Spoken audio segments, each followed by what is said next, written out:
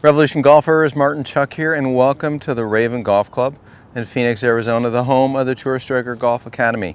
Wrapping up another great school this week. Had a lot of fun with some Revolution golfers down here. And don't forget, at Mission Inn Resort near Orlando, toward the end of this month on the Sunday, Monday, I believe it's the 28th and 29th, we have a school there. Sean Foley, Andrew Rice, and myself and our assistants. It's going to be a blast. Come join us. Now, if I get a question on Revolution Golf, man, it's always, Martin, how do I start the downswing? What is the exact process of starting the downswing? Well, you know, I just did some training platform videos on our online platform for the folks who come to see us at the golf schools. And I had some great guys put some videos in there. And this is what I saw. And these guys are they're probably 50-something, 60 years old. And you know what the shocking part about it is? The amazing amount of shoulder turn they try to muster in their backswing. They have more shoulder turn than a young tour player.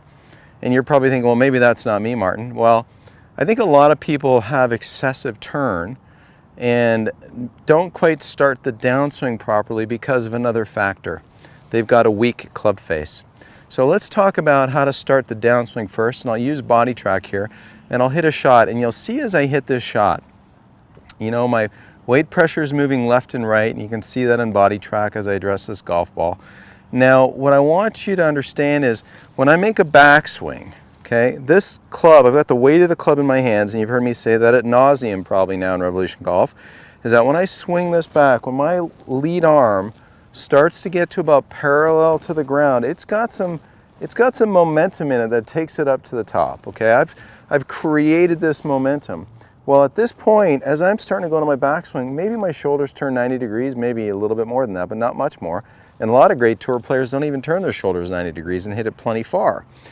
Now, the issue with a lot of the club golfers and amateur golfers is that they have this massive overturn where they lose the pitch of their shoulders, and then there's some crazy recovery to kind of bail themselves out in the last moment. So, Revolution golfers, what I want you to consider, okay, is that when your lead arm starts to get parallel, starts to pass parallel to the ground, that's when you're going to feel this sense of pressure falling onto the lead foot.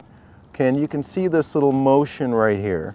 My left knee, my lead knee is taking on a bit more flex.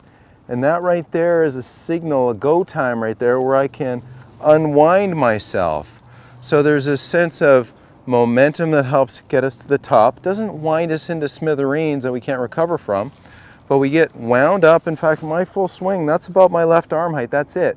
Once I start to feel this momentum up here, there's some falling to the left side and unwinding through the swing, and hopefully we collect the golf ball with a strong face.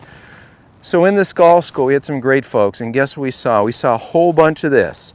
We saw weak left hands, and we saw excessive rolly faces, and then from here, what do you think? Do you think I saw pressure to the lead side and unwinding? I saw backing out, trying to give themselves time to square a face.